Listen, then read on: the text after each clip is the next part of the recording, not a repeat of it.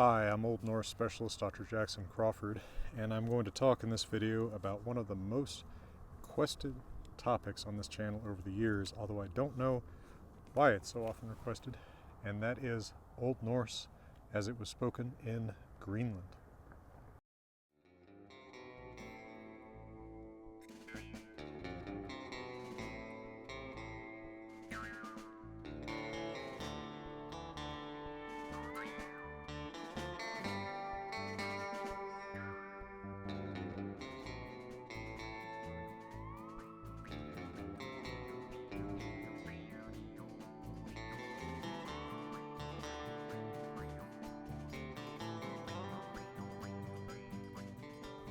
Now I'm going to come back at the end of this video rather than rant at you at the beginning to share some of my thoughts or quizzicalness about why this topic is so often requested. But let's just take a look at what we can know about Greenlandic Old Norse. Old Norse, as I've explained in some videos, did exist in many different dialects across Scandinavia, not quite different enough to really be considered different languages, but we can identify a distinct strain of Old Swedish, Old Danish, Old Icelandic, Old Norwegian. And typically when someone teaches Old Norse, as I do in a series of classes on Zoom, as I did in the long ago at institutions like UCLA, we teach Old Icelandic. And the reason we do that is because Old Icelandic is the dialect that is preserved by far in the biggest quantities. So we know everything about it, right? We have a huge vocabulary in Old Icelandic. We have lots of stuff to read in Old Icelandic. And there's just no reason to start with another one of the dialects when there's just so little in it.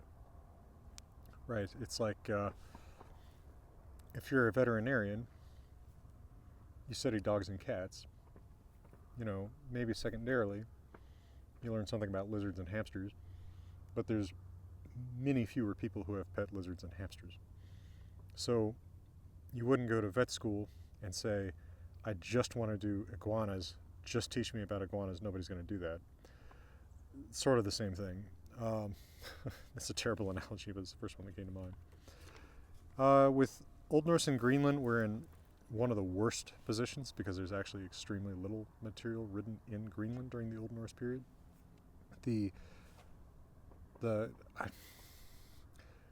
As soon as I say, I'm not entirely sure, I'm going to get 5,000 comments explaining to me something that I'm not sure about. I'm not entirely sure what the legal status of Greenland is right now.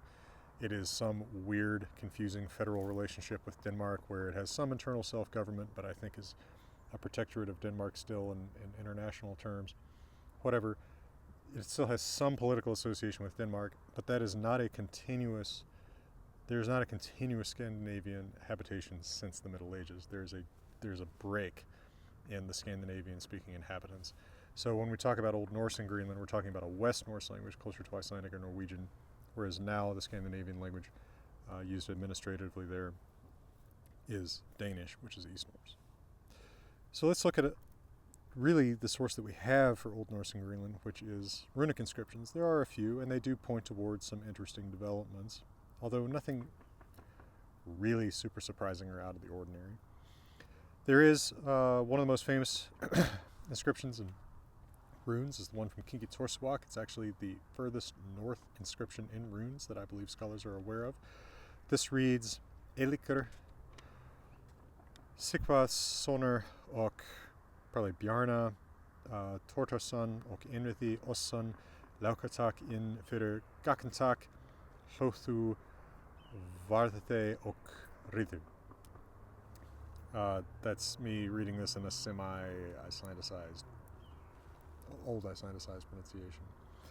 There's not a whole ton to get out of this in terms of language features, although there is one really obvious one, and it stands out in a lot of Greenlandic inscriptions, that the TH sound in English, right? The sound in thin or thing or Thor has become T, because we see Tortarsson, not Thorðarsson, as it would be in Icelandic. We do see some use of the thorn rune, which spells that letter like an Enrithi, but that seems to be a historical memory of how that word is spelled, because elsewhere we see also Rittu for Rithu, cleared. So they don't know exactly where all those thorns are supposed to go, which suggests thorn has become T. The It's not surprising, it's not very unique, because the same thing has happened in Norwegian, Swedish, and Danish. For whatever reason, and there really never are reasons in language, Icelandic and English alone among the Germanic languages maintain that th sound. But it disappeared in Old Greenlandic, like in the other Scandinavian dialects. No huge surprise. There's something maybe a little bit interesting about the fact that thorn has become T, but H has not disappeared before L's and R's, so we see hlothu, loaded, piled up. That is not something that happens in Old Norwegian, so that actually is still more like Old Icelandic. That suggests that, yeah, there's something distinctive going on with Old Greenlandic. Th is turning to ta, but it's not just that this is in contact with the languages on the continent. It has some independent conservative features as well. Not too terribly surprising. What does this inscription say? Erlinger, or Erlinger, something like that, son of Sigvad, and probably Bjarne, son of, I suppose his name in Icelandic or Greenlandic would be Tortur. And Einrthi Olsen, the Saturday before Rogation Day, so the Saturday before April 25th, loaded some cairns and cleared. There's actually some uncertainty about what exactly that last line says, especially those last 6 marks that really don't look like runes. It could be something else, some kind of decoration, or maybe some kind of tally or something like that. The runes themselves, though, are pretty interesting. We see this E rune that's got 2 dots on either side of the stave. That's a little bit surprising, pretty consistent in this inscription, and I think seen in some other Greenlandic inscriptions, so maybe a kind of independent development in runic writing. Keep in mind these runes are going to be medieval runes, that is, descendants of the 16-letter Younger Futhark system, not the much more famous Elder Futhark system. And what does this say? It says, oh yeah, I just said that, but I wonder if they had a priest with them, right? If they're dating things this weird way, Saturday before Rogation Day. I don't think that's a huge holiday in medieval or modern Catholicism. Although I'm not Catholic, so maybe that's another thing I'll get 5,000 comments correcting me about. It is too bad that it's not a weekday, because that would help us diagnose whether the Greenlanders, like the Icelanders, moved away from using the names of the Norse gods in their weekdays. In Icelandic, Tuesday is third day rather than day of Tyr. Wednesday is midweek day instead of the day of Odin, etc. So we don't know what the Greenlanders did with that. That's too bad. But, oh well. Let me give you a quick word from my friends and partners in Grimfrost, and I'll come back and I'll talk a little bit more about a couple other things we see in inscriptions in Greenland.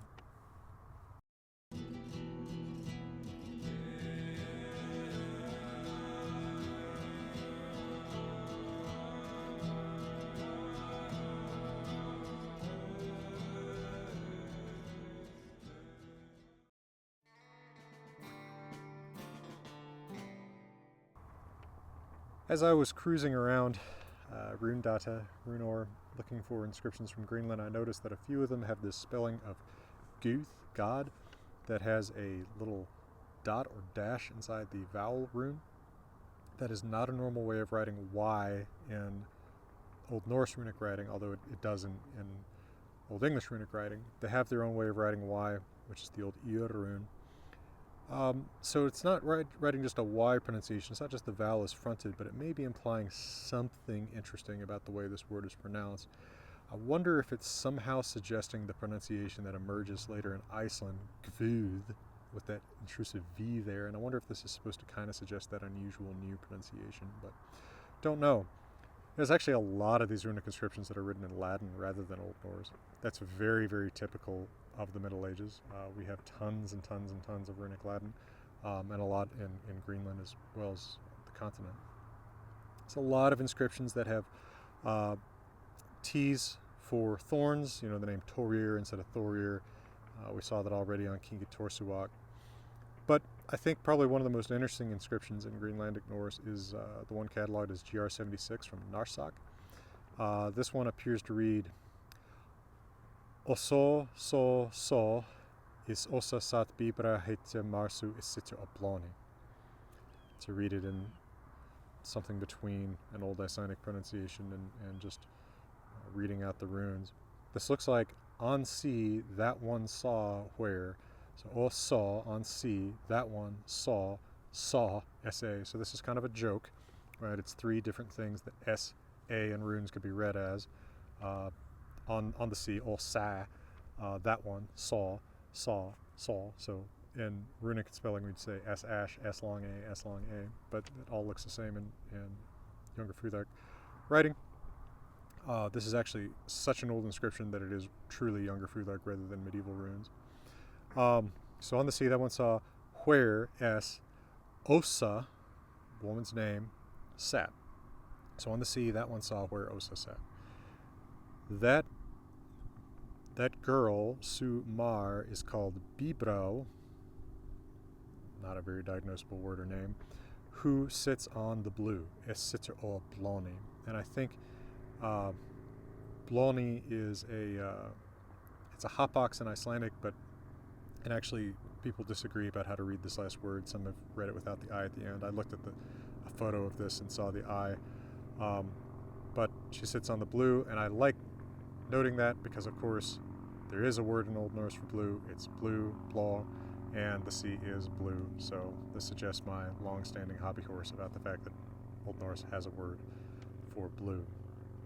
Anyway, there isn't much in this to say anything about Greenlandic Norse in particular as it developed separately, but it is neat that there is an inscription in Greenland old enough that the word for who, relative sense, or where, relative sense, or is S rather than So cool to see that that's still a feature of Greenlandic Norse around 1000, but that's a feature of Icelandic and Norwegian around 1000 too, and this inscription is probably from about 1000. Now, as I said, I don't really know what it is that makes people want to know more about Greenlandic Norse in particular. There's nothing written in Greenlandic Norse there's no Greenlandic Norse Edda. I think sometimes people want, I don't know, they feel a connection to one country but not another, right? Well, someone says, I don't care about Iceland, I want to know Old Swedish because I care about Sweden. I want to know Old Greenlandic because I care about Greenland. But again, the information just isn't there. We have to kind of, if we want to make up dialogue in Old Greenlandic or Old Swedish or something like that, we're making up a lot. Maybe less with Old Swedish than, say, Old Danish or Old Norwegian. Certainly Old Greenlandic. But, we have to go where the light is, and there's just not that much light on Old Greenlandic because we don't have these documents. I think sometimes people want to, because they really identify with Greenland or Sweden or something like that, they say, well, I want to make Voluspa or Havamal, one of these poems from the Poetic Edda. I want to do that, but in Old Greenlandic or in Old Swedish, it's more meaningful to me somehow that way. But I would remind you that, the text that we have is the text that we have, and the text, a related text to, say, Havamal that existed in Greenland, would not have been the same as Havamal in Iceland because language changes, but so does the content of anything that people are passing on. So a Greenlandic Havamal would have included stanzas the Icelandic one didn't, and not included stanzas the Icelandic one did, and maybe had very different wording of the stanza or that stanza. We have the information we have from the past. It's often fragmentary, and we're lucky to have what we have, and we have to kind of chill out sometimes and accept that, just like we might prefer Quenya to Sindarin, but Tolkien left us a lot more Sindarin than Quenya, and it's what we have. I don't know. Maybe there's something else that made people fascinated with this that's made them ask about it for years and years and years, but there's my little take on Greenlandic Norse. Certainly some interesting runic inscriptions, but not enough material to, write your birthday card in Old Greenlandic or something. All right, well, from beautiful Colorado, thank you very much, Patreon, and to those who take my classes, those buying my books, and everything else you do to support these public education efforts. And from beautiful Colorado, I'm wishing you all the best.